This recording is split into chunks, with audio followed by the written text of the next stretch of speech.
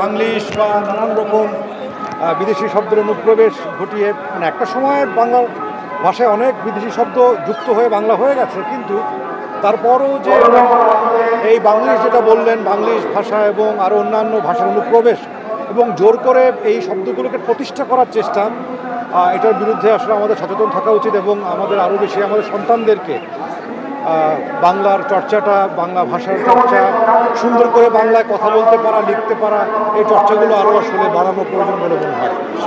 আপনি হচ্ছে মুক্তিযুদ্ধের সপক্ষের মানুষ।